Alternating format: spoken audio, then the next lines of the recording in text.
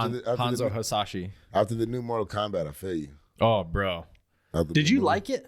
I watched that movie probably like 100 times. I thought they did Jax dirty. Me personally. I mean, but he came back. Yeah, but I didn't. He's a fucking beast, and I feel like they didn't utilize how they should have. Dude, the way that he ended his guy was fucking just smashing his fucking face in. Like, and you had to give him that origin story. You had to take his arms, and how are you going to take them, right? No, I just didn't love it. Yeah, I like the way that Sub-Zero took his arms. I think the best part of that movie is the beginning fight scene, where you see Scorpion before he's Scorpion. Oh yeah, when everybody won all the what clan is he in? So it was the Lin Kuei is Sub-Zero. Yeah, it was the Lin Kuei, and fuck, man, I'm usually good at this stuff. I know, me too. Man, I've watched that movie a whole lot of times, and I'm lost on how y'all even remember that. Like, I'm over here, just faces like, goodness gracious, and I see it like I think I just watch movies just to watch them. I don't take them in or nothing. That's why I can watch any movie, because I'm easy. I'll watch it one time and just enjoy the movie, but then I'll have to go back and start like looking for things, right? Gotcha. And the funny thing is, I will still notice things for like years and years after I watched it. Oh, so, yeah. So we were watching like the Lord of the Rings extended editions, right? And during the Fellowship, we were watching after the battle, right after Merry and Pippin were taken. Okay. Right? And so when Aragorn is going to take care of Boromir right before he actually dies, you see some of the actors like moving around, like getting ready to get up as he's walking by them. So I'm like, why the fuck are they moving? Yeah, I like that shit though. I like that shit a lot, dude. Like, we noticed that shit, but like that was the first time I noticed it. And it was literally like, what, 2 weeks ago? Or like Gladiator, when they're in the first arena scene, you see that airplane flying by overhead. I love those little fuck ups like that, dude. It's so funny. I love that shit. The Game of Thrones Starbucks cup, like the water bottles. And shit. People are still wearing their fucking Apple Watches and dude, this shit's so funny. Tongue rings and all that shit, dude. It's funny. Goodness gracious, because I never caught none of that. It'll take the worst thing is so those are things where they messed up. It'll take me years to see something different in a movie that was supposed to be a part of the movie. Like, oh shit, like I've been watching this movie for 10 years and I've never noticed that part right there. Like, how did you feel when you watched Fight Club? You know what? So wait, hold on. We don't talk about Fight Club. We don't talk about Bruno. We talk about Fight Club. So Fight Club was funny. Fight Club I have those few movies in my life that I was like, I'm not watching that shit. Because everybody was like, it's so good. It's so good. It's like, I'm not watching that shit. Like, fuck that. You seen Fight Club? Nope. Oh, I'm one of the cool ones because I haven't seen Fight Club type shit, right? Yeah. Well, then it comes around where it's like, I finally have to watch it. I'm going on a wrestling trip to 8-hour freaking bus ride. They got the movie. Fight Club is the movie. All right. So out of default, 2 years later, I got to watch it. After I watched that shit, I was like, oh my God. Yeah, bro. That's one of the greatest movies ever. You missed out for 2 years by not watching that shit. Like that one, I was like, that was one of the greatest movies. Like, I love that movie. So I didn't get surprised at all. I knew that they were the same guy. Like, I don't know how I knew this or how my brain caught on to it, but I knew Tyler Durden was the same exact person. I think it was because they kept splicing images of him before you actually met Tyler Durden. So the same way that he puts like the little piece of the porn scene in the movie. Oh yeah, right. If you actually watch in the first couple minutes, they splice in pictures of Tyler Durden. Do they really? Before he actually meets him. Yeah. Oh, I didn't know that. So like you'll like catch like little glimpses of it, like right when he's in his little stupefied states, right? When he's flying from city to city. Eventually, he just you start like noticing like little pictures of him just popping up out of nowhere. Oh, see, I didn't pay attention to that kind of shit. That's what caught me. It was the first time I watched it that I saw it, and I was like, oh shit! I was like, who the fuck was that? And then I saw Brad Pitt, and I was like, wait, why the fuck was he already in the movie? How fucking jacked was Brad Pitt for that movie? Dude, yeah. Dude. Would you rather have Brad Pitt in Fight Club or Ryan Reynolds in Blade 3's body? Ryan Reynolds. Only because Ryan Reynolds was thicker. Like, Brad Pitt was too thin for me, dude. Dude, he was V'd up to the fucking... That's too tiny. He had that deep V, but yeah, no, Ryan Reynolds, like, he was puffed out and had the V. Yeah. You know, oh man. But even fucking Ryan Reynolds in Deadpool, man. Okay, now Ryan Reynolds in Deadpool or Blade 3 or Tom Hardy as Bane? Dude, Tom Hardy. Dude. Didn't we already talk about this when we were talking about who our celebrity crush was? Dude. And then we were like, wait, is it weird that all three of us thought that Tom crush Hardy? on that guy for dude, sure. Tom Hardy, dude, he gained, what was it, like 40 pounds for that movie? I loved it, man. 40 pounds of muscle that man put on. What was the movie, The Warrior? Remember how big he was in The Warrior, though, dude? Yes. Did you ever see The Warrior? You know what's funny is I see clips and I keep seeing clips and it's right there for me to watch and I haven't watched it yet. That's a dope movie, need to dude. watch Are it. you a It's Tom good. Hardy fan? Oh no, I fucking one of my good movies that I love is King Arthur With Tom Hardy. Yeah. You gotta King watch that Arthur. one. See, I'm a King Arthur. I've watched all the King Arthurs. I don't even know what you're talking about. I thought that was Charlie Hunnam. No, that's a different one. no. That's a different... There's multiple different King Arthurs, like the Clive Owen King Arthur back in the day. With, what's the name? Jow. Oh no, what is the little Keira Knightley? Oh yeah, that one. Yeah. That one's I have one no of my idea favorites. what you guys are talking about. But That's right, Tom man, you Hardy guys King start. Arthur, watch that one. It's done by dude who did Snatch. Was married to Madonna. Oh. Fuck, I don't know, man. Fuck. I don't know. See, he did Lock, Stock, and Smoking Barrels. Yeah. I can't think of his name, but the way he does his movies is really awesome. Have you ever seen Snatch? Yeah. So that's the way King Arthur is. So, but is Tom Hardy the main character? Mhm. Okay. Because he's the one that he's actually King Arthur in a sense because he's the one that pulls the knife or pulls the sword out. Yeah. Didn't you like that? Oh man, all the different the way they've done all the King Arthurs, all the different fucking Robin Hoods. Oh yeah. I love every last Robin Hood. Give me the Kevin Costner Robin Hood. Give me the I want Men in Carrie Tights. Ellis. Men in Tights. Men in Tights. You got Tight. all Dude, of when they them. fight on the bridge with the little fucking, it breaks down to the little stick, and they're like, bah, bah. And then when he falls in the water, he's like, I can't swim. I can't swim. My favorite is he's black. Hey, Blinken, where? Dude, when he's like, I watch said, my hey, back. Blinken. Your back just got punched 3 times. No, that one's a good one. That's a stupid ass movie, dude. What happened? My goldfish Goldie? Eaten by the cat. My cat Pogo? Choked on the goldfish. Yep. What have you been up to, dude? Shit, man. I just been right now. I don't know why it's just grind season. Yeah. Grinding for no reason. It's not even like I'm making that much money right now. You know what I mean? It's just one of those things that I think I'm just grinding to be But do you grinding. feel good doing it? Honestly, yes. Yeah. I like everything I'm doing. You know, I'm helping out in areas here, benefiting myself in areas here. So I mean, it's been a lot. It's cool, but shit, I wish I didn't like everything, so I could be honestly just be like, yeah, I'm cutting this shit out. Right. But I like everything I do, and I got that thought. You know, something's gonna be like, this is what you need to do. So, because Is that what you're looking for? Is that why you're grinding so hard? I'm an old ass man and still don't even know what the fuck I want to do. That's fine. You know, so I'm just trying to figure it out. So I guess right now, this is the way I figure it out. Yeah, yeah. So you're still training though? Yeah. Yeah. How many days a week are you training? So about 4 or 5. And then you're still doing security?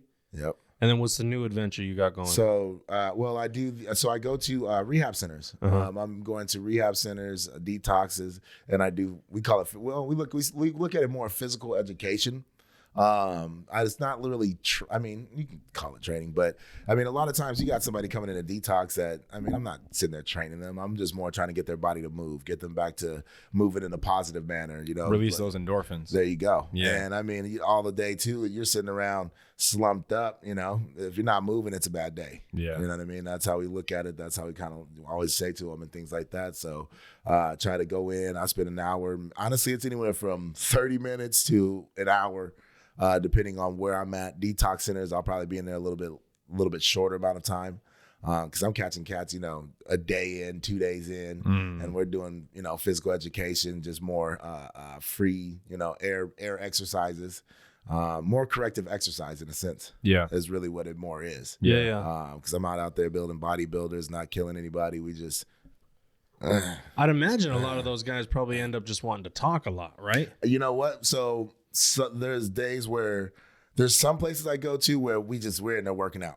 Like I got a place I go And it's all men's spot where we go in. They got a nice little setup. Those guys come in and we're grinding. I'm busting their ass.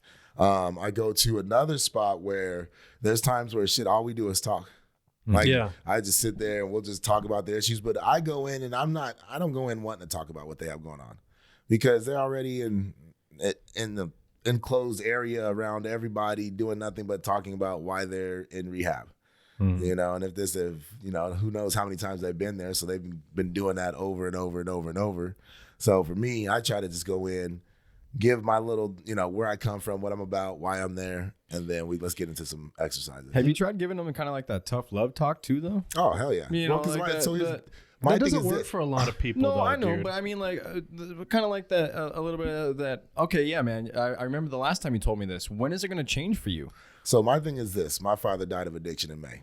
Okay. So I spent 38 years of not being able to help somebody, having to go through that, having to give tough love, having to literally, my last conversation with my father was me sending a text message saying, I don't want to talk to you again.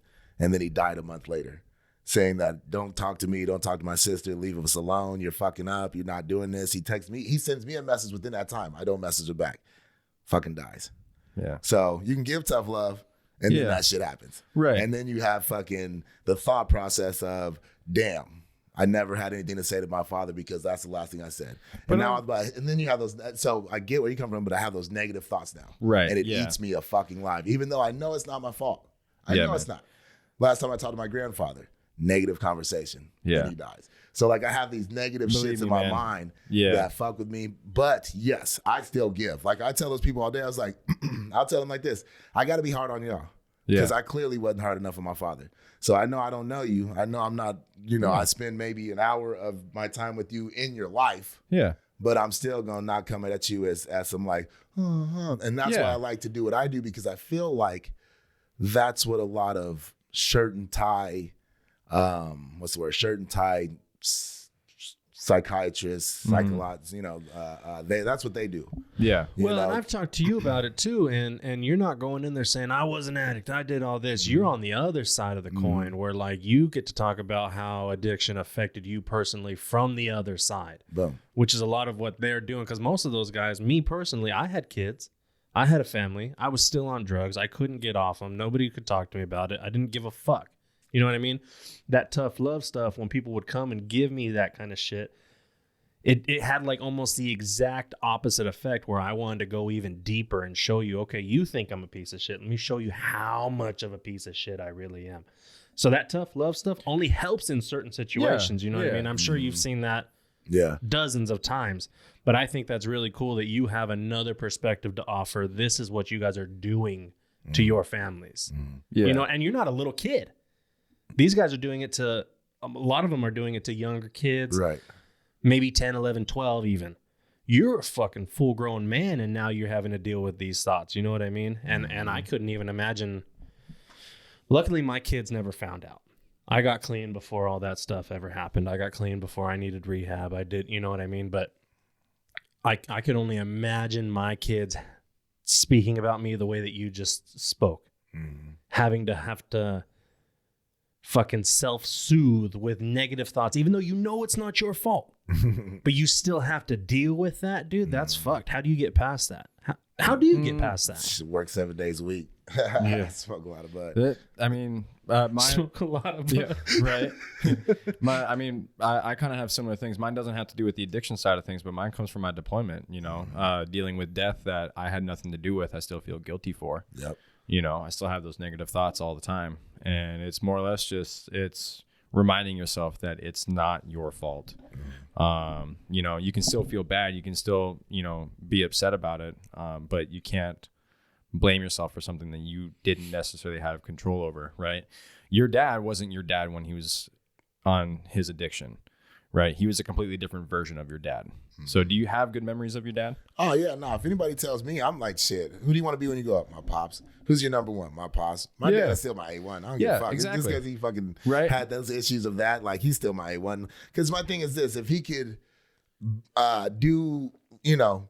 birth and have someone like myself, honestly, for him to hide it the way he did for years is gangster as fuck.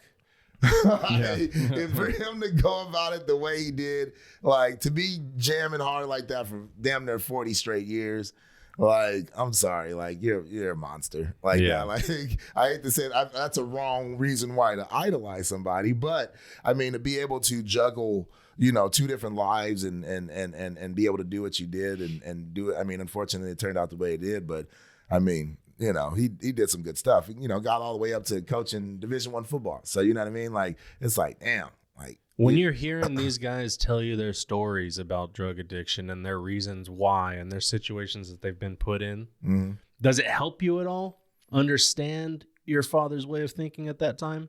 No, because I already understand my pops. Okay. Like my pops was gone before he died.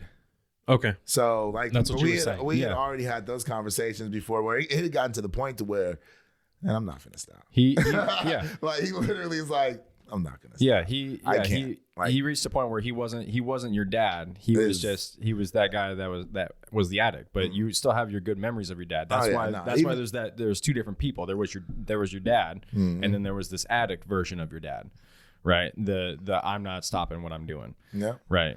So once it got to that point, you know, I knew it was the beginning of the end. And but it got to the point to where all I was waiting on was to finally get that call. Yeah. You know, when is it going to come? And how'd the rest of your family take it? My sister was wrecked. But then everybody else, I mean, honestly, family-wise, there's not like my cousins and stuff like that. But, I mean, we don't have a lot of family much anymore.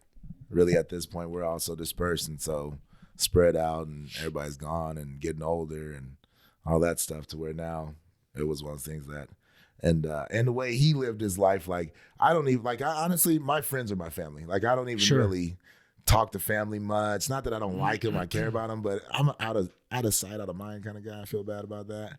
So like a lot of times, like I don't really even. Oh man, you ain't called me in months. Like, damn, like my bad. It's like, I love y'all, I really do. But, you know, I started doing my thing. And I grew up with friends. Like, it was just me and my pops for a long time. So I'm always staying with friends. So that just turned to be family. So as long as I got people around, you know. Is he the one that got you into training? Is he the one that got you interested in lifting and bodybuilding? Well, I mean, he's the one who started me in sports. So I've watched him play his little semi-pro football when he was growing up. And like, I was on the football fields everywhere he was at, like ball boy in high school for like all of his teams. So, I mean, I was on the football field from like day one. Yeah. Like as soon as I fucking came out the womb, that's what I was doing, is just being out there, just a part of the team, practices. Like like when he was coaching high school and I was in like 7th, 8th grade, 6th, 7th, 8th grade, I would wake up every Saturday morning. One of those kids that would go to do ball boy Friday night, wake up, kill all my Saturday mornings just so I can go to the high school and watch film with the high school team. Oh, really? Mm-hmm. That's fucking dope too, though. Be up there. I might fall asleep, watch it, but it'd be all the football players, and I'd just be up there watching, laid out in the front, listen to the coach. Oh, sorry. Laid out in the front. I thought about it last minute. All the camera's going to see it. Oh, sorry.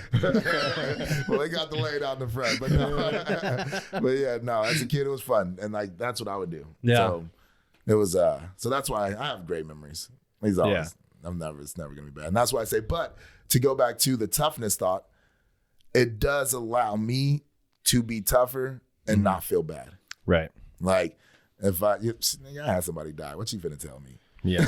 You still living. I hate to say it That's way, true. but like, you want to try to tell me something, like, you still alive. You got time. You got a chance. Yeah, you're still standing you're top only 2, 3, 4 years in. Yeah. My OG was 50, 40, 45 years in. What you talking about? Yeah. So I can be tougher on that now, because that's what I tell them. I'm going to be tougher on you. I ain't going to have no say. I don't feel bad.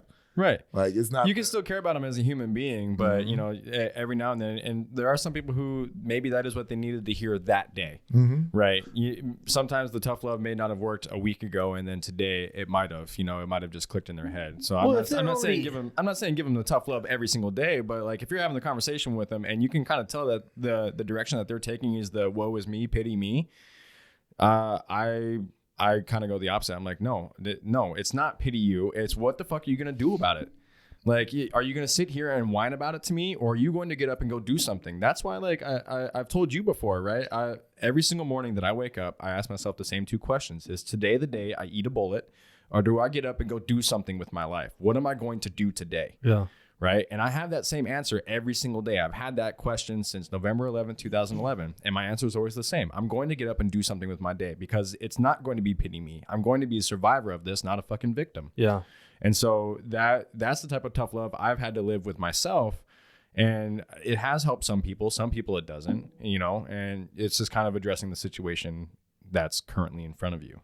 Well, these guys, if they're already in the rehab, even if it is court order, they're in a place of healing. So like maybe that tough love is the fucking right spot for that. You know what I mean? I'm just saying, for me personally, it had the opposite effect. But I get what you're saying, and I get what you both are saying. Yeah. I feel like I'm not wrong or right. You know what I mean? No.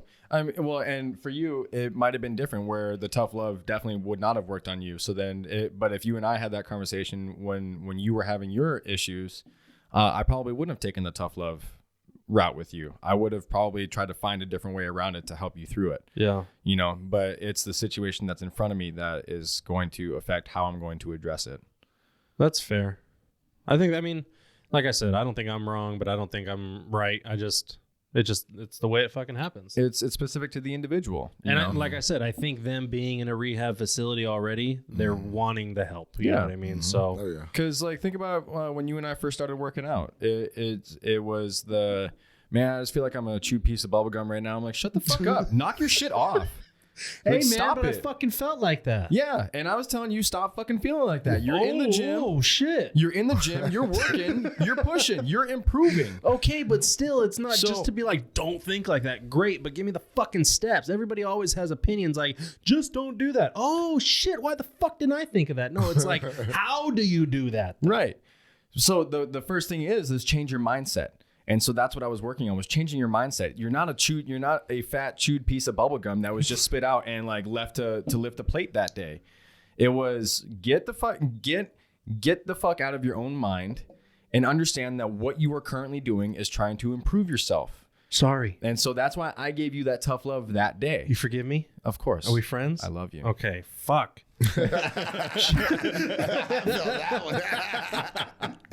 Let's move on to some of these questions, dude. Right. I'm really glad that I got two fucking trainers in here, because I want to, hopefully you guys have different opinions, but hopefully you don't. The first topic I have on here is body dysmorphia. Okay. That shit's real for me. I want to know if it's at any size. I want to know, does any body type, any style, are you ever going to be happy with what you look like? That is specific to the individual, but any size, body dysmorphia happens literally at any size. I knew a 108-pound girl, if she gained 4 ounces, or if she gained 0.4 of a pound, she cried for days. And anorexia, but society would say she was beautiful. Yes. Yeah. Absolutely. Right. But body dysmorphia is definitely, in my opinion, a mental health disorder. What do you think that's brought on by? Stress? A little bit. So sometimes stress, external factors, right? So seeing people in magazines, people on TV, things like that. Social people saying media. That this is what beauty is. And it's not. Beauty is literally any size, any shape, any color. It doesn't matter what it is, as long as you're happy with yourself. That's body dysmorphia. Literally happens at any size, at any time in anyone's life. There were times I didn't like the size of my body, and so I tried to work on it and do something about it. There are still some days where, using your words, I feel like a chewed piece of bubble gum, and I don't like it. But yeah, but you're juicy fruit, bro. You're ready to go, man. I was Hubba Bubba to the max, man. No, dude, I'm that big league chew, bro. I'm that 5 seconds of flavor. So I feel like that bazooka then. I'm Bazooka Joe. I'm that zebra ass gum. Yeah, with the nickel tattoos and shit. You offer me a piece of that gum and we're done being friends. No, bro. No. Even brand new fresh, the thing My snaps in gum, half. Yeah, I feel like ABC gum though, that already been chewed gum. Oh, that's fucked. That's fucked. Get it from a friend. That's me. And that happens to literally anybody. It can happen. It could literally just be the week that you're having. It could be the day that you're having that can make that mindset for you. But some people just stay in that thought longer. Well, you guys being trainers, I'm sure all your clients, even if they're not telling you that they're feeling this, are feeling it. Yes. When they bring that to your attention, what are you saying to them? What advice or what kind of love or? I'm telling, I said, I'm gonna tell you right now, I've been doing this for 10 strong years, if not more, and I'm only about 50% of where I want to be. Yeah. That's what I tell them all day. Like I was telling you the other day, I look at myself like I'm nowhere near where I want to be. Like I got all sorts of issues going on. But yeah, but you were saying you were small now. Yeah, no, I'm small. Well, yeah, no, I'm small. I'm smaller than what I want to be. Okay. Yep. If you fucking say so. And that's where it's like, again, I felt like, and this is the problem. After lifting for 10 years, I thought I was going to be a lot more. And honestly, I feel like I should be. But that's all. A little bit of it is knowledge. You know, the lack of knowledge. Now I have the knowledge that I have now, and that's where I'm just pissed off. You know what I'm saying? Like, goddamn, why didn't I take the time to build this knowledge when I first got started instead of just doing the harder route instead of working smarter route? And now I've seen more changes within the past, like, say, 2 to 3 years than I saw within the first 5 to 6 years. So that's where I look at where I'm like, fuck. Do you realize that you're walking around right now with somebody's dream body that they'll never have, and you're unhappy with it? Man, when you put it like that, it makes you feel real bad. But well, I'm not saying that to make you feel bad. And I get that. No, I know you're not. But when you put it like that, that does kind of stink in my head. But then it's also, but yeah, no, I've to this point, yeah, if that's what it is, then it makes me feel good. I wish. No, I'm being serious. I'll stab everybody in this room to look like you or look like you. Sorry, Andy. Hey, you gotta go. You gotta go. You gotta go. No, I'm serious. And you too, man. You guys have fucking people's dream bodies. I had 2 clients the other day, both of them Marines, literally tell me that they're like, just, I don't care what you do to me, just make me look like you. That's crazy. And nobody's saying that to me. Fuck no, nobody's saying that to me. Maybe people that can't walk and they just wish that they could walk. I know. I tell myself this stuff too. That's why I brought that up. Yeah, because that's the only thing that like helps me. Like, because there's someone that literally can't get up off the couch right now, wishing they could do what you do. Like My 600-Pound Life. Yes, I watched that show and I'm just like, that was almost me. And now that it's not almost me, I feel like, what a waste my life would be, because I guarantee that guy that's sitting there with his legs spread as far as he can and in the most pain would do anything to be feeling how I feel about myself. Even just to feel a reduction in pain, I'm sure. Oh, yeah. You know? Well, at my size, there's still so much pain. Yeah. And I'm sure there's pain at your size and your size. Yeah. Just saying. Yeah. Carrying around 450 pounds, 500 pounds, 600 pounds. Which, dude, congrats on dropping below 450, and congrats on that 32-pound loss for 2022. Yeah, thanks, dude. Man. Well fucking done. Appreciate it. I remember you telling me you started at 550, sitting, and once I saw that 449, like I clapped. Yeah, thanks. I was like, let's fucking go. Yes, get that shit, bro. Yeah, no, hell yeah, dude. Like, that motivated the fuck out of me. I don't think you understand. I be putting you on all the time. You like, yeah, I got this guy. I need you to check out his page. Why don't you? His all Instagram. the fucking time. Because like straight up, man, I'm passing it around, especially if I have some cats that are a little bit bigger too. I'm hey, I got some guy that I need you to follow. Great inspiration. You want to talk about trying to lose weight and this and this and that, and that. Say it can't be done. I'm sorry, my man's lost 100 pounds in a year. You know how many times So I be using you. Well, I appreciate I might have to throw you some skins because you know what I mean. That's what I want to do though. That's what. Yeah, man. That's why I'm doing it, man. So other people can see my shit. You know how many times I've shown our hike video? Oh no, I can only imagine. Because I've shown 100,000 people. I pull that video up at least once a week. For real? And I go, here's my boy Garrett. Yeah. Serious? Every fucking week. That's a trip. I pull that video. I really need to just get that saved to my phone so I can just pull it. Because I sit there and I will literally pull up. I was like, look at this. First of all, he's got 125,000 followers. Like just in case. Let's just. Oh shit, you went up, dude. Sorry, you're right. That was on Friday when I pulled that, and you were 125. 128. Like 125.1 on Friday. So, all right. So I was like, all right. So here's Garrett, and I literally will sit there and scroll through. I was like, damn, this is way the fuck back here. I need to save this fucking video. But I will literally show it, and then like I showed it to one of my clients on Friday, and he goes, dude, that's fucking good shit. And then the next video I showed him was the shaky leg.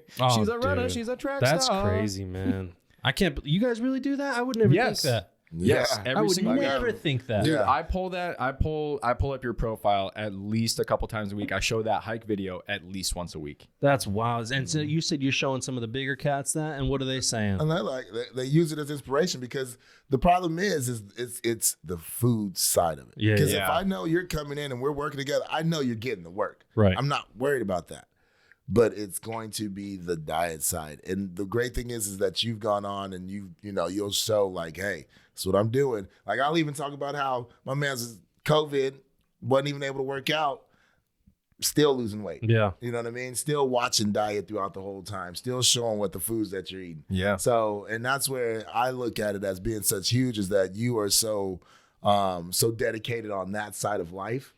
And that's what helps out so much where, people aren't like, I love everybody to death, but there's sometimes the dedication isn't as strong as it could be towards the diet side of it. Whether it be anything, though. I mean, it's hard to try and figure out your work life and then juggling in this and juggling that, depending on what you're doing, where you're going, how life is flowing. But it's got to be done. It has to be done, dude. It has to be done. And until that one aspect gets taken care of, it doesn't really matter much of what else you do. That's what I'm learning. And that's what I learned from my first 5 to 6 years of not getting as much as I wanted to now starting to build now where it's like, oh shit, now I see what it is. Now I didn't got like, this is how bad it is. Like I do try to do this at least once, maybe twice a day. I got my little gel regimen, my little gel diet that I have, ramen and tuna. Oh yeah. I gotta have it. I think myself, they got big in jail doing that. Let me get my 2 packs of ramen, 2 to 3 packs of tuna. Let's puff it down at least twice a day.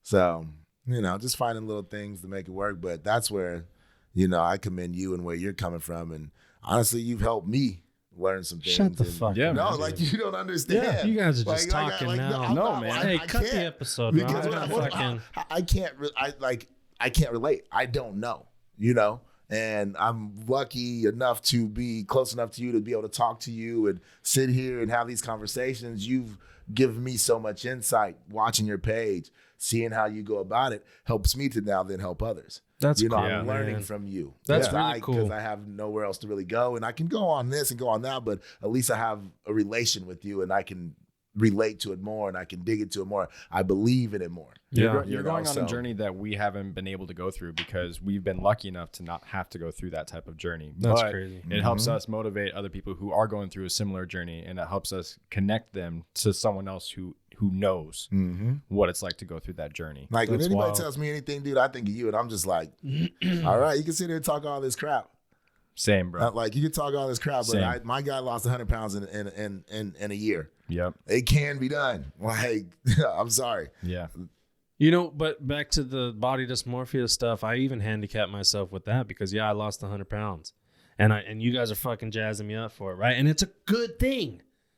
But I'm like, I got to do that 3 more fucking times. Man, I pulled up that video the other day of this man was lost. Oh. Look at where he started and look at where he's at. Yeah. Like this, just the change in itself from that first picture to the third one is incredible. Have you seen that? No, I don't know if I commented on it, but I saw that one. I think I told you that. I told you when I saw you one day. Yeah. And I was like, that's not, you look completely different. Because I think you had said something about like how we were talking about like the negative posts. Oh, and I think that somebody had maybe said something negative on there. Yeah. And that's when I had said something like, fuck that. Like if they can't notice what the difference is they're stupid. Well, that just happened the other day. So to the second topic, the body shaming in the gym, right? Mm-hmm. Some dude jumped on there and he said fat people's PRs don't count. Right? And it was just him and he was doing some back exercise and he only had 2 plates and he didn't have control of the weight. And I wasn't talking shit or whatever. Some skinny kid. He looked good. I jumped on there and I kind of stitched it and I duetted the video and I was just like, I get made fun of for being fat. I'm discredited for trying in the gym. Mm-hmm. Where do I belong? What am I supposed to do? So tell me why a personal record doesn't count if you're bigger. I don't understand. It's a personal record. I don't get it. It's not a world record. It is a personal record. I don't know, man. You have improved personally. Well, so this cat not only removed his comment, removed the video, but deleted his account entirely. And this video that I made got a shit ton of traction because there's this cat who's on, he's got like 2 million followers on Instagram. His name's Joey Swole, certified blue check mark. You know who he is? Yep, he shouted me out. He made a video. Because he's been doing those videos where he's like, he's been doing that. I didn't notice it more until just now, so I know, that's 10 cool. years, like if you followed that guy, like 10 years ago, he was doing that. And then he blew up and he got big and he got famous. And now he's getting back into it. So a lot of people are like, oh, you're just doing this for the fucking fame and the comment. No, dude, I've been doing this. Got you. But he commented, he made a video of mine. He put it on his TikTok. He put it on his Instagram and his Facebook. That's awesome. That's why I gained 3,000 followers overnight, basically. That makes sense. Damn. Because I posted it and I got like 27,000 views. His is at like 1.8 million views. And so he messaged me personally and was talking to me. And it was really cool. I wasn't like starstruck or anything like that. Shit, you see my eyes over here? I'm starstruck, man. Like, well, at the end of the day, he's a guy. Yeah, no, you know? And it was really cool. And I even told him this. I was like, dude, I bleed red just like you do. And it's nice to see somebody who's obviously famous share this kind of love and support to a complete stranger. He ended up offering me free workouts. He ended up offering me a free program, free nutrition, all this stuff, right? And he's a down-to-earth dude. And please tell me you took it. I haven't taken anything. I'm over here looking like a fanboy over here, like. Right. No, he's a solid dude, awesome. Tell man. me he's gonna fly out and we'll all work out together. Yeah, no, he's solid, dude. I'll send you the video. That's really cool, that's though. Awesome. Man, that's. But he's awesome, not about that, and I've never been about that. The body shaming, especially in the fucking gym, dude. Yeah. It's because where else am I supposed to go? Right. If I'm trying to better myself, where am I supposed to go? Am I really supposed to try to figure this out in my house because I don't want anybody to see me? No. You know what I mean? No. And there's a lot of people that are not like that. That's why I put in parentheses the gym bros. Those guys that have had the perfect body since day one. Their parents are rich. They've never had to deal with this kind of stuff, you know. They're just hateful people. They don't really fucking understand. And maybe they're young, maybe whatever. They haven't been taught any lessons. It's a fucking shame to have to go to the gym, dude, to try to better yourself and have somebody still fucking make fun of you. How are you supposed to get past that then? Like I said, where the fuck do I belong? In the gym. In the gym. Mm-hmm. Yeah. What the hell? Because everybody in the gym is trying to improve on themselves. That's crazy to me, man. Anyway.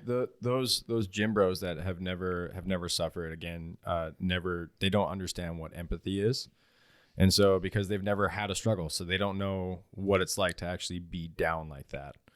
And so because they see someone else who's down, they're like, oh, that fucking sucks. And then would rather like continue to hurt someone else because, again, they don't know what empathy is. They don't know what it's like to actually go through some kind of suffering. Yeah. And so they've never known pain. And that's the only thing that they can do is inflict it. Well, just from his video, dude, not even the hundreds of thousands of comments people have messaged me, but the actual DMs. I got like 250 DMs in my box right now of people just being like, we don't fucking claim that guy. He's not a part of the gym community. We don't play that shit. No. That was cool to have all these people just rally behind you. They don't know me. They don't know me. I'll probably never meet these people. But for the 10 seconds it took for him to make that video and talk some bullshit, there's 10 seconds for somebody to come and spread some love and encouragement. And that's where it's at. That's the stuff that I'm trying to push. That's what I'm doing. So when you guys are telling me that you're sending people my videos, that's fucking wild. Because that means what I'm doing is working. It's not for nothing. Right. That's crazy to me. Yeah. Because I'm just this fucking guy. But the thing is that even if we didn't send those videos out, and even if you didn't have the traction that you have on TikTok, on Instagram, it shouldn't matter. You're still going through that journey. You're still improving yourself. Right. The all the traction that you have gained is a bonus. Don't get me wrong, but that's not why you're doing it. All to me, those numbers mean is that more people are going to see what I'm doing. Yes. I'm not thinking dollar signs. I'm not thinking fame. It's going to hopefully encourage other people to want to continue to improve, to want to be better people. Yeah, that's why I want to do it. Exactly. That's when I first started TikTok. It was just so that I could watch me. That's what the followers mean to me. Me too. Yeah. It's that there's more people that are able to see that you're going through this journey and hopefully encourage other people, even if it's people that, you know, look like me or look like Travis, you know, still sending those videos out to someone that they might feel would benefit from watching your videos. And that's why I send them, and that's why he sends them. Yeah. There are people who are going to benefit from that. Yeah. That's all I'm trying to do, man. Like I said, I'm not seeing dollar signs. The money and the endorsements and all that's all fucking pluses. Yeah. I can lose every single follower I have right now, but the fact that you guys have showed people my stuff means somebody saw it, and I'm cool with that. Yeah. That's all I want. That's all I want right now. Yeah. That's all it's about. That's all you need, man. Mm-hmm. But unfortunately, I don't think there's ever going to be a way to stop that. You can't stop people's out loud, stupid bullshit opinions. No. Those ones are the ones that always turn out to look the worst later in life anyway. Yeah. That's how I look at it. Karma comes to bite them in the ass. Oh, yeah. A little bit later in life. Or they're unhappy fucking somewhere else. You know what I mean? It's just, you'll never know. Plus, I don't know what they're going through. Right. Maybe they have the fucking perfect body, and maybe they have the money, but their dad fucking beat them when they were kids or something. I'll never know. Right. You know what I mean? So I can't judge somebody who judges me because they're hurting just as bad somewhere to try to make me hurt like they're hurting. That micropenis syndrome. Oh, okay. Hey, don't talk about me like that, man. I'm right. Do you see how I had to swing the mic away in order to say that? It's all fine. I'm gonna boost your volume on that so we hear you. No, that's all it is, man. There's nothing you can do about it. You just hopefully learn to not take it so badly. Yeah. So, but the other day I had a video where I did fucking take it super badly. I don't know if you saw that. Yeah, I saw that one too. Dude. Yeah. Somebody was, what did they even say? It was something along the lines of, how did you let yourself get like that in the first place? I don't understand how fat people let themselves get fat. Yeah, pure laziness and pure something else. Yeah. He just came at my fucking life, right? Yeah. And so I was like, okay, let me put this message up and let me talk back to him. You don't fucking know your journey. Yeah. So shut the fuck up. And I was just going to talk to him. I was sitting in that chair. I was just going to talk to him and be like, hey, man, that ain't cool. But it's like, it started fucking really thinking like all the stuff that I've been through in my entire life fucking hit me like a wave. And I couldn't speak. All I could do was cry. That's all I could fucking do. And I filmed it. And I was like, I don't want to put this out because it sends the wrong message. But at the same time, it's like, this is how people fucking feel. That's the struggle that people go through. This is how people feel. Because I want to be the funny guy. Right. I want to be funny and fun to be around. And I want people to love. I don't want to cry in front of people. But you got to be real. I got to be real. Yeah, but Robin Williams was also the funny guy. I understand. Oh, I understand. He was also the funny guy, right? He had to be the funny guy. That's what everyone expected him to be. But he also didn't really talk about his issues nearly as much either. You're right. Right. And so the fact that you put yourself out there like that, right, even though in light of the fact that you are the funny guy, you want to be the funny guy, doesn't mean that you're always the funny guy. Doesn't mean that you are always happy. You're always smiling. Right. Right. And so it is that we have these wide range of emotions. We all experience these range of emotions, and you should be able to show every emotion that you ever experience. Yeah. On your good days, your bad days, your funny days, your mad days, doesn't matter what they are, right? We all still experience those. And so, you know, the fact that you still have this struggle doesn't mean that when you're having this type of struggle means that you have to hide or, you know, I can't post this because I look sad. Then post it. I was fucking sad, bro. I was sad, man. It made me sad. And that's the thing. But then what happened after you posted that video, right? People were like, "Hey, man, keep doing what you're doing. Right. You know, you're doing well. You're going through this journey. Keep it up, right?" And so, and that's why we need to be able to display those emotions, because there are people who are going to understand and empathize with you, and then they're also going to realize, you know what, I need to motivate him, because who knows, maybe when I motivate him, later on down the road, one of the videos he might post might help motivate me when I'm having a bad day. Yeah. You know? And so keep posting those videos. If you have those days, man, post them. I just don't want that to be the trend. That's not going to be the trend, right? But continue to post your happy days too, right? You post your days. Yeah, yeah. Good, bad, ugly, doesn't matter what it is. You post your days. Yeah, yeah, for sure.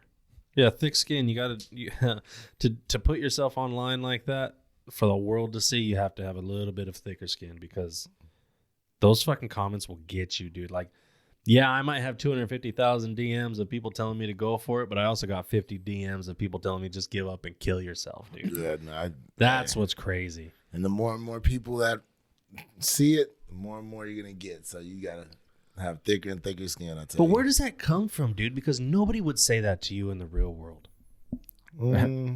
Not 50 fucking people in a day. Yeah, that's I hope. No, you're right on that. That's those. That's because they can only hide behind their phone. They don't have the courage or the willingness to be able to say it in person because they know that either one, as soon as they say it out loud, they're gonna be like, "Oh fuck, that sounded mean," right? Being able to type it and hide behind your comment through social media is someone's gonna see this because he has so many thousands of followers. So once I post this and he comments on it, I'm gonna get some followers from this. Yeah, people are gonna follow me. Yeah, those internet gangsters. Yeah. Right. Yeah. Those are the real gangsters, aren't they? The internet punks. Yeah. It hurts all the same, man. Yeah. I'll tell you that. But honestly, man, you're a lot braver than I am when it comes to posting your feelings like that because, when I have my bad days, I never want to post about it. I don't really want to post about my bad days when my hallucinations are bothering me so much or when I go into a seizure, I've kind of thought about it before. And you don't have to. Right. I don't have to, but it may also help, that magazine that I gave you, right? That I told that story because there was someone else that needed to read it. There was someone else that needed to see it. And so I was able to do that, but for some reason I still have a hard time having the idea of posting it on my social media, right? It's now in hard print, right? But again, I still for me to, go, oh God, okay, yeah, get the fuck off me, bro. Yeah. Right? And everyone's gonna be like, what the fuck is that? Right? I got a hallucination standing behind me clapping his hands right now. And that bugs the shit out of me. You want me to swing on that motherfucker? Please do. Fucking ear hole him, please. Right? Yeah, man. But there are people who are going through that struggle. And I like I said, man, you have thicker skin than I do, and you're braver than I am because of the fact that you can still post your good days, your bad days. I post lifting videos and cool. Wait, why are you taking from that? I mean, because it is cool. I mean, yes, it is cool in a way. Then shut the fuck up and telling me that my videos are cool. Straight up. Because I'm not really necessarily going through any type. I mean, my journey is more mental health, right? Your journey is physical health. So me posting a lifting video, talking about how my goal is to reach a 275 power clean or a 315 pound clean, something like that. It doesn't carry the same weight as what yours does, because mine would be more, how can I get over this bad mental health day? Yeah, but do you not go to the gym to get over that? I do. Yes. And so, and I had actually already thought about starting to change up kind of what my content might look like, just because of the fact that mine is more for mental health basis, not for physical health. Yeah. And so, that'd be cool. Having those days where I've had some days where I'll be working with a client and I will literally be counting the reps and I'll take a knee and just put my head in my hands and just try to maintain enough composure to finish the session. And then there's times that I've been working with clients and then seized in the middle of the session. Yeah. And literally dropped in front of my client. And so it's stuff like that most people don't see. I mean, everyone that goes to my club sees, because oh, hey, there's another guy on the floor in the middle of the dumbbells, and I'm trying to get the 20s where he's literally standing right now and I can't get to him. Oh. Right. So shit like that. But there are also days where I'll make it to the other side of my sessions, and I'll look at everybody else and be like, guys, I'm going to go lift, and I'll go grab my headphones, and I will literally I'll put my sweatshirt on, throw my hood up, put my headphones on, and then just lift and just be. Yeah, go to that place. It doesn't have to be heavy. It doesn't have to be high intensity, but I just need to pick something up and set it down in order to recenter myself. Sure. And so I have been thinking about trying to alter what my content would be, instead of I'm going to get this weight. It's going to be today, today I saw Doc. Today I saw the British Royal Marine with the knife in his chest. Right. So it's that this is bothering me today, and here's what I'm going to do about it. There's a lot of people that aren't going to understand that. Right. And so they're going to say stupid shit. And that's Now, then you're gonna have to take your own advice and fucking move. But you got to realize that if you do that content, you're not doing it for them. Right.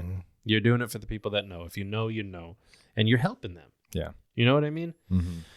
But like I said, you don't have to do it. Yeah. But if you want to, and you feel that it's gonna help others and it's gonna help you grow, then there's no reason not to. Yeah. Because people are gonna talk. Let them talk. Yeah. And if it bugs you, let it bug you. And if it doesn't, even better. Right. Well, I feel like it'd be cool because you think of it like this, like you don't want to put it on, like it's tough for you to put it on on internet and things like that, social media, but you're a monster for just living everyday life, because honestly, it'd be good for you to track that, because how many people don't do anything because they don't want to be out there and have something happen? Yeah. Like you actually still put yourself out there, go to work every day, fucking fitness PT lead, like, so it's not even like you're just going to work, like you're in charge of people. Yeah. You're in charge of people's lives. So it would be great for you to put that in content online and probably go the route that you say, because I think you're doing something that would help others be able to better themselves. Yeah. Well, even because there's a lot of people that probably just hermit it up because they don't want to be out there in the world, because they don't want to have somebody see them, Yeah. Are you ashamed of it? Not as much as I used to be. But like earlier this week, I was doing some legs. It was actually on Monday. So this last Monday, February 7th, was the 6th anniversary of my little brother's death. And I was just trying to get some lifting in, and I was at the squat rack, and I had one of my trainers come up to me because they were like, "Hey man, you all right? Because you've been standing there for 5 minutes and you haven't moved." And I was literally trying to get ready for just a set of back squats, like light squat to me.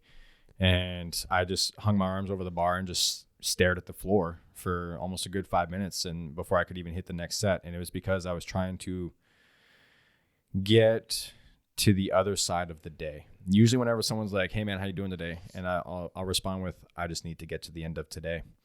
And so I was missing my brother. I was wanting to be able to release some of that stress, but then I was also still dealing with my hallucinations, dealing with my PTSD, dealing with the possibility I might have a seizure, and trying to maintain that happy demeanor that I have to maintain for my clientele, and still give them the energy that they deserve, And so even while I was trying to reduce my stress, the only thing I could do was just sit there, listen to my music, and just hear everything that my mind was telling me.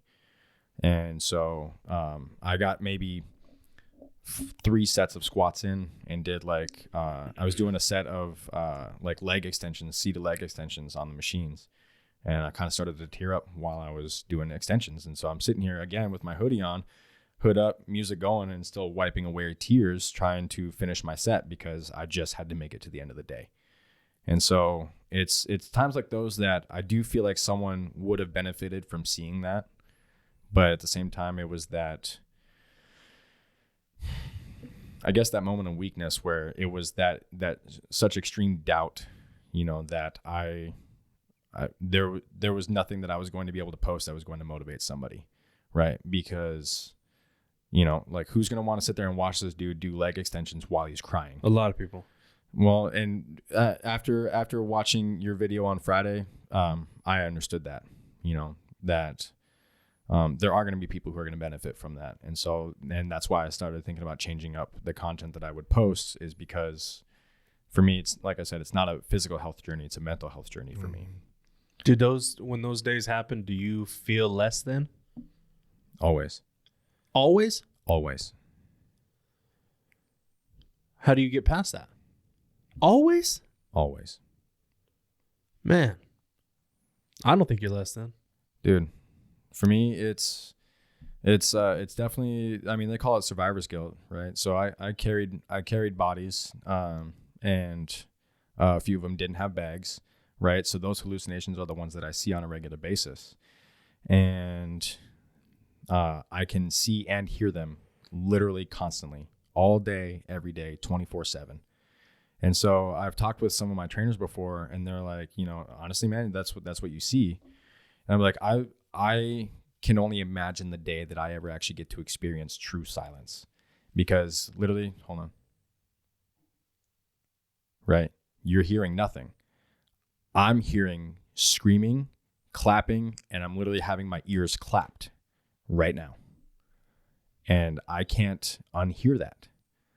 And it's something that I go through literally constantly, but I still have to maintain that demeanor because I am in a leadership position. I do have to help motivate my trainers. I help my trainers succeed. I help them fill their schedules. I help them with their supplements. I help them sell PT. And then all the while, I'm also helping my fitness manager succeed in his role. I'm helping my club succeed. We're like number one in the state, right? Or number one in the company for TSR. And then I'm still having to motivate other people to improve themselves physically. Still trying to help motivate them mentally, help get them over that hurdle, right? All the while, I'm still fucking doing the same struggle day in, day out that I've been doing for almost 11 years. How do you do that? I wake up and make that choice. Is today the day I eat a bullet, or do I get up and go do something with my life? And I just say, fuck it and do it. Just in a sense, staying busy though, does it help keep your mind off of it? He says it's constant. Yeah. He's busy right now. It is constant. But I have been able to practice enough at it, right? Like you take me back 8 years and you'd see me occasionally pin my ear to my shoulder because I couldn't separate what they're saying from what you're saying to me. So I couldn't hear what you're telling me because of how loud they are all the time, and so it's always been that, how do I cohabitate? How do I make it through this and still do the things that I have to do? And it was because I remember what it was like to just sit down and just be in those thoughts. And that's what brought me to my near suicide attempt. November 11th, 2011, I had a pistol in my mouth, round in the chamber, safety off, ready to pull the trigger. And then it was after that moment that I thought about an author who, have you ever read the book A Child Called It? I know about it, yeah. Okay, so it was about this young boy's experience with child abuse, and it almost killed him on several occasions. And he ended up, like years later, ended up on OORAH after he wrote the book. And he said, when we go through stressful situations, we have one of two choices. We can either be a victim of it or a survivor of it. What is going to be your choice? And so every day I still make that choice to be a survivor because I remember what it was like to feel like I was a victim of it. And all it did was just make me feel so much worse. Mm-hmm. It deepened my depression. It deepened my anxiety, and it made those hallucinations so much louder, right? To where that was the only thing I could hear. I couldn't hear anything else. I couldn't hear what you guys were saying to me. And so I started to make that choice to be a survivor, to start doing something with it. And so then the more I did, while I do still hear them, mm-hmm. some days they affect me more than others, but there are some days where I can have a good day in my standards, right? If someone else were to experience the same thing I was experiencing, they'd be like, dude, how the fuck have you not killed yourself yet? And so again, it's just, I'm not being funny here. Are they, you have to realize I'm trying to ask a question as somebody who doesn't understand what's going on. Right. Are they always fucking with you, or are they ever just chill? I've never had them be chill. They will either be commenting on what is currently going on with me. They will find different ways to kill themselves in front of me to make me feel bad. They'll do, you should be dead, not me. It's your fault I died. Why couldn't you save me? Whenever someone I know has died, they'll start laughing, and they'll just constantly laugh. And I won't know why. And then usually I'll find out later in the day that someone has died. And so it's literally constant. I've never had them be quiet before. I've never had them just kind of hang out and just walk around. They're always talking. They're always screaming. Tell them to fucking like and subscribe. Tell them to like our fucking videos. Do it, bro. I'm just kidding. Do it. I don't know how to fucking deal with that, man. The thing is, man, is that it's like I've dealt with it enough. I've had enough seizures. I've had enough of these issues that I feel like I can joke about it now, right? Yeah. I do joke about it. Not all the time, right? But like I'll wake up from a seizure and be like, "Hey, man, you all right?" And I'll be like, "Yeah, I just didn't want to work today." Oh. Just because I'm trying to be okay with it. I'm trying to make it to the end of the day, because I know that once I finish the day, I'm going to go to bed, and tomorrow's going to be a different day. Yeah. I'm going to reset my clock, wake up, ask myself that question, make my choice, and then go. That's fucking... I think he just became my hero. I don't even know how to deal with that, man. That's... I'm an outsider looking in, right? Yeah. I haven't gone through it. I can't comprehend what you're telling me. But I know that it's real. And I think that's why you and I connected so well, is because our journeys are different, but in a way the same. Mm-hmm. Yeah, but yours is physical, mine's mental, but we are still going through a journey. Man, I don't... What's up, man? Yeah. Let me look this way, because when I look this way, I'm sad. All you gotta do is just roll the tape. Bro, back. you depress me. All you gotta do is just see my face like this the whole time. Dude, I said that like and subscribe joke, and my face got fucking hot, and I'm like, this was not... You fucked up, Garrett. No, man. Abort. No. Let's get the fuck out. I was like, because that's how I deal with hard shit. Right. When stuff bad happens to me, I try to joke about it. Yeah. So this was fucking hurting me hearing you, and I tried to get out of it. Right. I shouldn't have done that. But now think back to all of our podcasts that we've done. Right? Yeah. Think back to every single episode that we've done. Yeah. Keep in mind, there's at least 2 of my hallucinations standing next to me every single time. Now think about the things that I've said. Think about the things I've done. Think about the jokes that we've told. Yeah. Right. No, but and so it's that it's okay. Yeah. I'm okay. I just got panicked. I got nervous. And I You're was like, good. let's fucking be funny, and it didn't work. No, bro. So I'm sorry. Remember how she's crying over here, and I'm like, yeah, bro. Remember when you were telling me about the guys that were recording you in the gym? Yeah, right? And I yeah, said, yeah. dude, just look at him and say, I will fucking eat you. Yeah, dude. Right? I know, but man, fuck, I'm sorry. Right? What do you got to say, man? Man, I don't know. I don't know how you like. So, because I'm over here thinking about. Pull that mic in a little bit. I'm over here thinking about. You have the hallucinations, and I guess I need to know, the backstory a little more. I'm thinking like, damn, how many you got? Like, Okay. how many is there? You ain't got to tell. You don't have to tell me. Those are just the thoughts that I have in my head right now. Like, So look up in that shelf, that top right corner, Behind right the hat. behind the hat. Okay. Oh, Go he's ahead- getting it go right ahead and now. grab that. That magazine. Yep.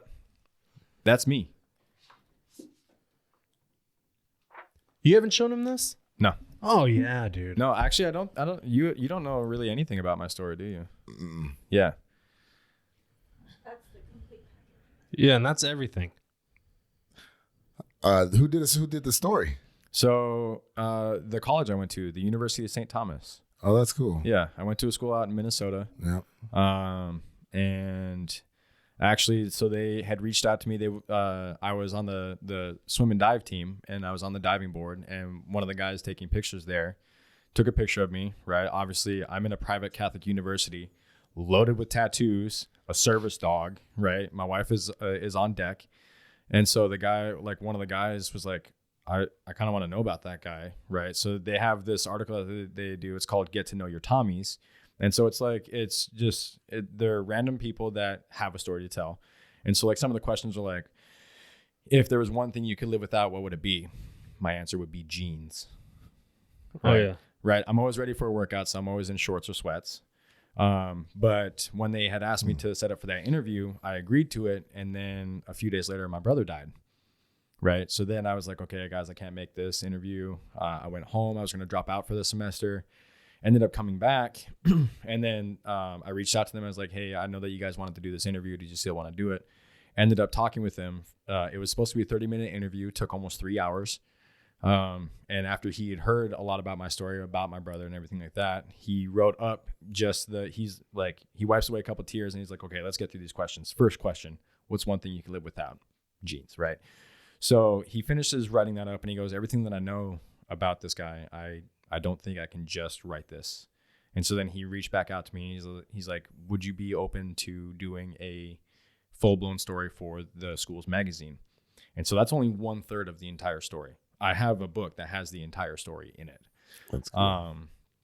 So we went through that whole process, right, it was like 10 months to go through writing that story. But basically, I carried 32 bodies in Afghanistan. 13 of them didn't have body bags.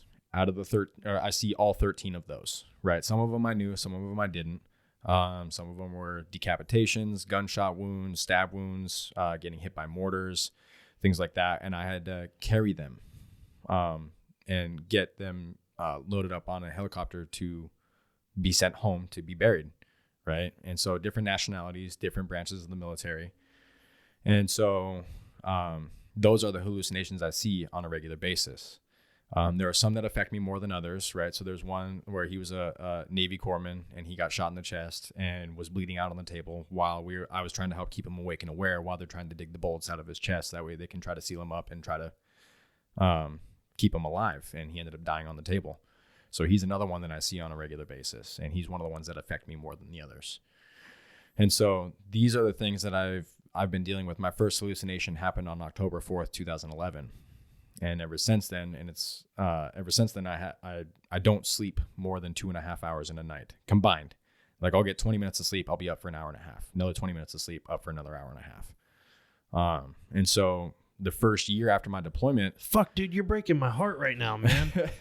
The first year after my deployment, I didn't want anybody to know that I was dealing with this, and it ended up almost killing me. I was losing my hair, my fingernails were going so soft that I could press into it, and then you could see an indent of the pressure for like a week.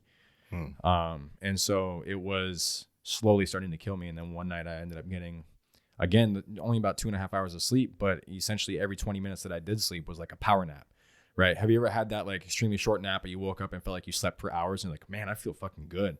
That's how I get my sleep. That's how I get my rest. I just don't sleep anymore.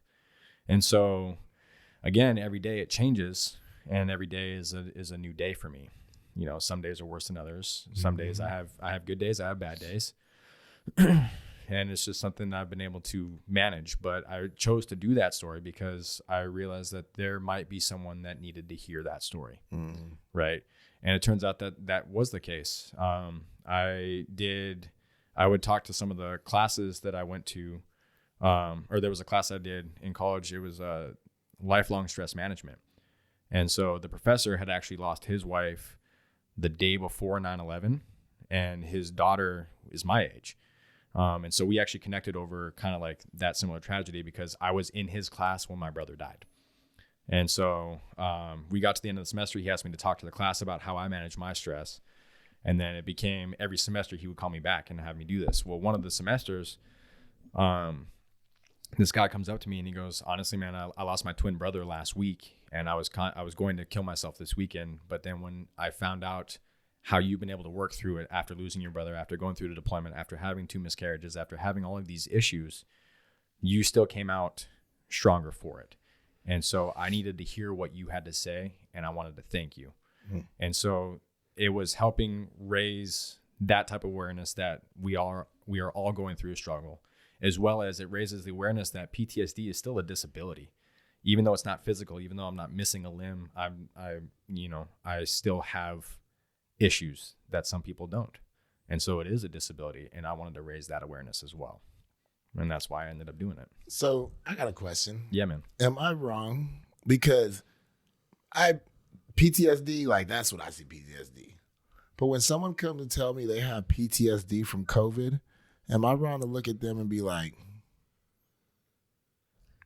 am I wrong? I have to ask those questions because I've been getting a lot of PTSD a lot lately. So what does that consist of? So what is that? PTSD is post-traumatic stress disorder. Yeah. Right. So it means that they experienced a traumatic event that has affected them to such an extent that it affects their daily life. Yes.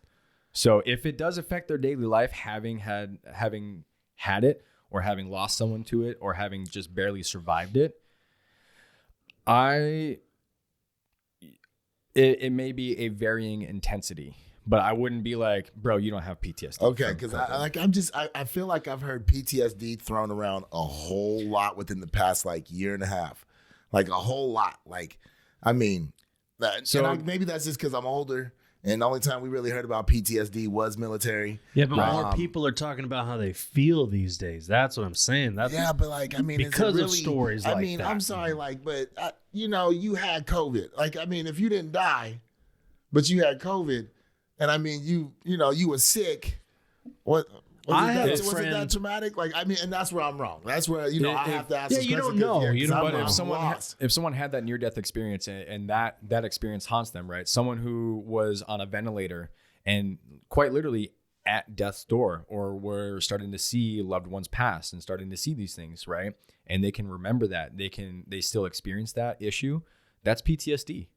Definitely. And like I was just saying, I have a friend that had 8 family members die due to COVID. I'm sure that's pretty fucking traumatic. That is a traumatic event. Fuck yeah. Right?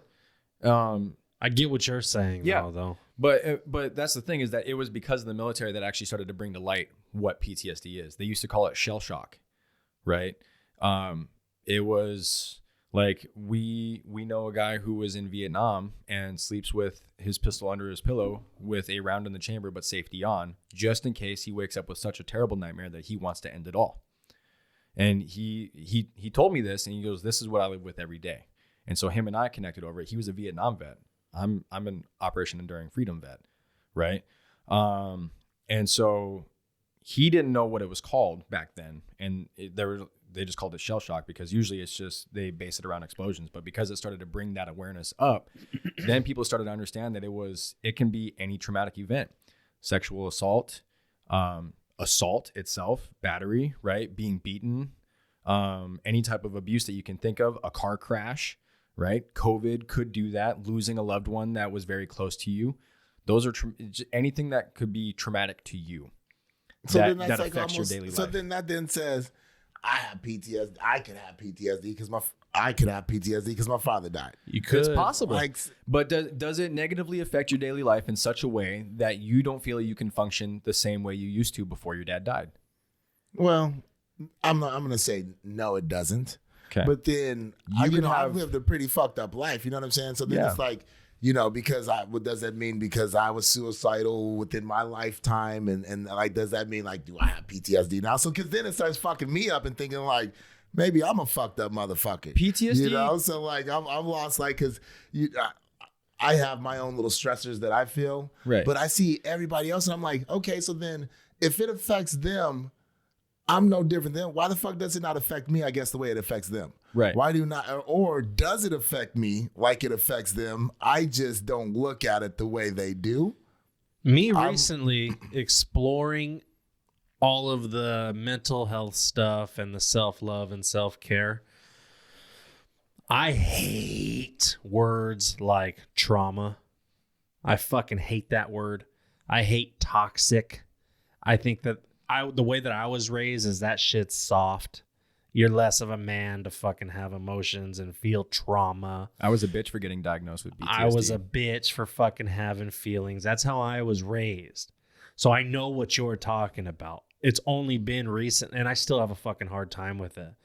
It's hard to claim these negative words that people have said, you're soft if you have feelings. So trauma, PTSD, toxic, all that stuff, right? For me, it's still hard to say, yeah, I went through some traumatic shit and it fucked me up to the point where, like, I don't have a name for it. I only ever had an emotion of how it made me feel. And for me, it helps to know, oh, that's called trauma. Oh, the reason somebody's acting like this towards me and why it's affecting me that way is because they're toxic. It helps me understand. You know what I mean? Like, do you think it's soft for those people to say they have PTSD? Oh no, I'm a soft nigga myself. I've been crying for years, so I'm a sensitive dude. You know what I mean? I was that kid that you get in trouble. I'm crying in school. Like I was a punk in school. Okay. Like, so no, it's one of those things that. But as I get older, and I'm like, I've learned to, I don't know how much I've really learned because.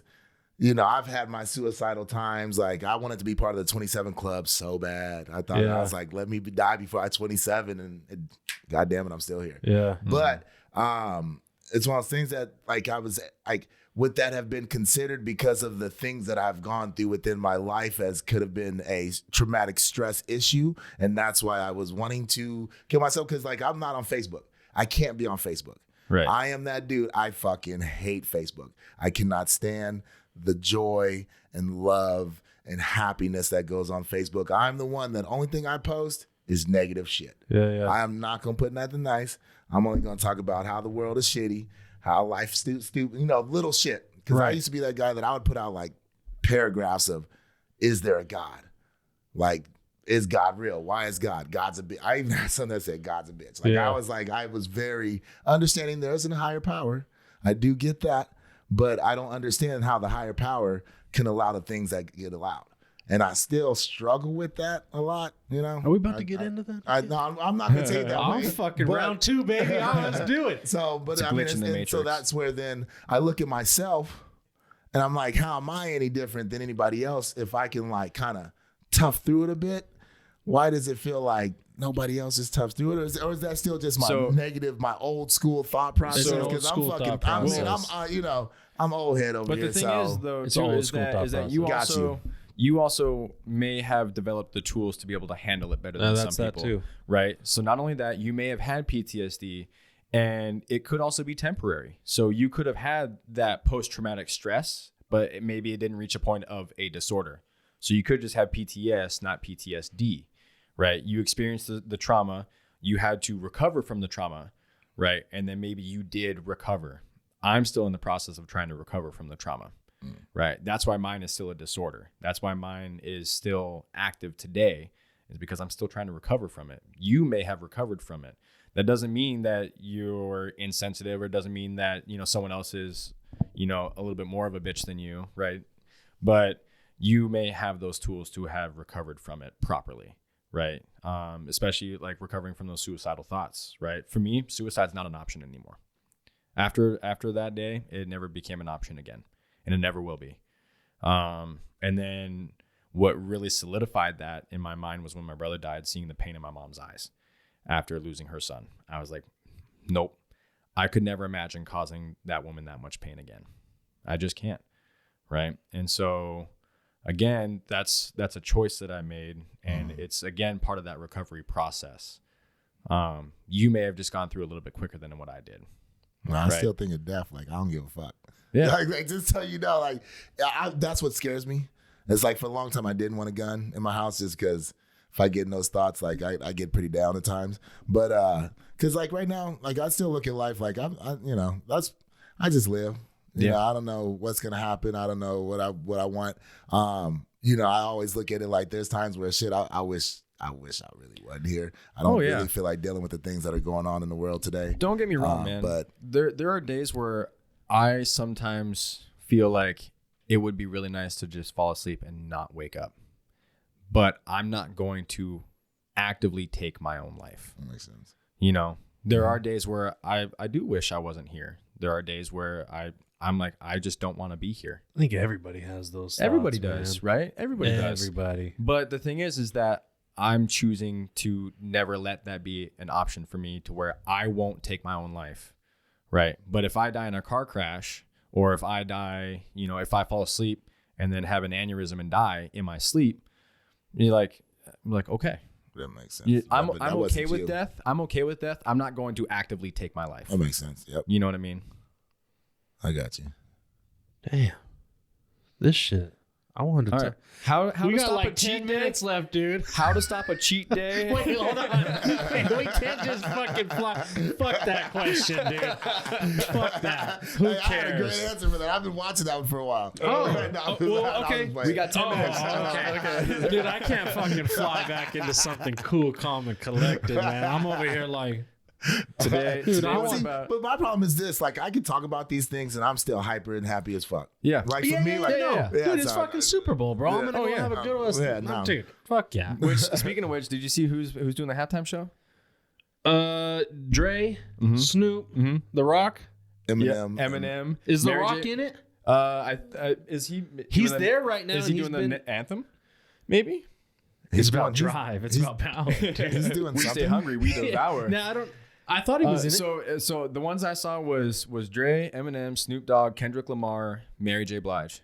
Oh, dude, I can't wait. That's a fucking lineup, bro. I can't wait, bro. That's a fucking lineup. Who do you want to win? I got money for the Bengals to win, but let me tell you why. It's because there was a Simpson episode where they beat them 31-34. So okay. The Simpsons have been. Simpson said Matt Groening. He definitely can see into the future. He's been there. Okay, he definitely has to. So I got $10. I guess today the Bengals are winning, but I want the Rams to win because I'm a Lions fan. So I want my boy Stafford. He has put in the work. I'm a Cardinals fan. I'm not a Rams fan or a fucking Bengals fan. But I'm a Stafford fan, so that's why I want the Rams to win, right? Stafford put in the work when he was with Detroit. He just never had the protection necessary to get him there. In my opinion, he's a top 5 quarterback. He put in the work, but he became a marathon runner because that's all he was doing. He was always scrambling out of the pocket. He never had the protection needed. Now he's got it. And his first season away from the Lions, what does he do? He makes it to the Super Bowl. You want to bet?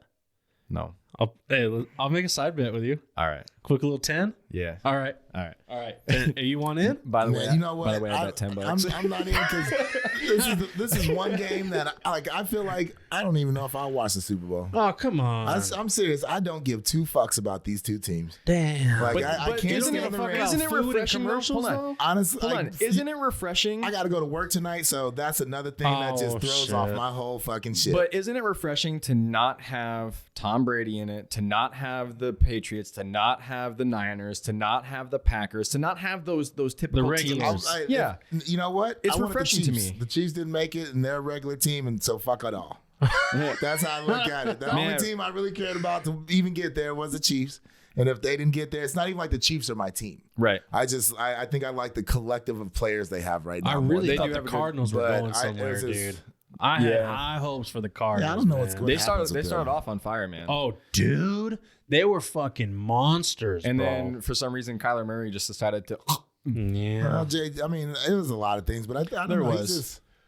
He's got to get a little stronger. I think he needs to just make sure, just be in that weight room, get his body a lot tougher, so that way he can do what he needs to do. Well, did you see that he's been taking a lot of his Cardinal content off of social media? Really? About that stuff, He's got like his draft, right? And then basically just says Kyler Murray, like. Well, that's lame. Yeah. So it kind of feels like he's trying to step his way out of the Cardinals and trying to see if he can get a trade. It seems that way. I don't know if that's the case, but I mean, when you start pulling all of your Cardinals content and you're a Cardinal, you're probably trying to step out. Yeah, that's stupid though. Yeah, like how are you gonna walk away from the team that pays your bills? You know what I mean? I mean, you can go to any team, but this team, if you're not giving your fucking shot, if you're not giving your heart to the team that fucking took you, why are you gonna give it to the other team? You know what I mean? You're just gonna do the same shit, right? I don't know. Well, that's why Cam Newton ended up off the Patriots too. He went from the Panthers to the Patriots, and now he's free agent again, isn't he? Or did he go? No, he went back to the Panthers. His skill is just through. Yeah, Cam Newton's just done. Really? No, he can't throw anymore.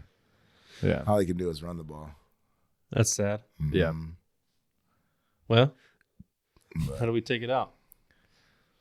I mean, if you really think about it, body dysmorphia, like I said, is a mental health issue, and so I guess today's content was definitely about mental health. Oh, you stole the show, baby. I'm sorry. Hey, dude, I'm glad you did, because I hope somebody sees this and I hope they understand, because I'm sure there's somebody out there right now, right this very fucking second, who knows exactly what you're talking about, and they don't have words for it. They don't have thoughts for it. They just think that this is what they have to do. Yeah. And yeah, it is something that you have to do, but it's something that you're choosing to do. Yeah. You know what I mean? And I think that's what's important when you wake up every day for yourself, bro. That's strong. I just need to get motivated again to start posting content. Like basically the content I post on my Instagram right now is I post about the Marine Corps birthday. I post about my brother's birthday. I post about the anniversary of his death. And then like the last lifting video I posted was in like October of 2020. Yeah. Other than that, I just I haven't been motivated to post anything. And so I do need to probably get back into that, especially now that I've identified that I need to take the mental health side. I think that might help motivate me. You can post a link to this specific video and that'll start you off. You know what I mean? Yeah. You can take little clips of what the fuck we're talking about and throw it out there. I think, dude, I hope you do. At first, I didn't understand why you weren't. If you wanted to, why aren't you? But now I really hope you fucking do. Yeah. I think, dude, because I didn't have anything to say. He didn't have anything to say. There's people out here that don't know. Right. They don't know. Right. I don't even know not to know. You know what I mean? It never existed for me. I don't get it. Yeah. And that's why that's like that the seatbelt comment you had, or like how does it feel to be able to walk into a store and know that everything in there could potentially fit you? Yeah. And it's it never occurred to me. I'm gonna go to a Super Bowl party today, and I guarantee there's not gonna be any fucking seats for me. 100%. I know it's a house I've never been to. I think I just need to bring my own seat and be done with it. But yeah, there's stuff that you wouldn't know that feeling. No, you can sit anywhere you fucking want. Yeah, you too, little ass. Yeah, no. That's the problem. Nah, but I never even thought about that though. That's crazy. Yeah. The things you have to overcome, but hey, you doing it. Oh, dude. As long as you're here, fucking, you win, bro. I'm standing topside. Yeah, you win. Yeah. That's all that matters, man. Yeah. Well, you all ready to call it? Yeah. Okay. All right, y'all. Appreciate you guys taking the time to watch this video. I hope you got out of it what I got out of it. Travis, I appreciate you showing up, man, and taking your time out of the day. Thank you, brother. Thank you. All right, y'all. Peace. Peace.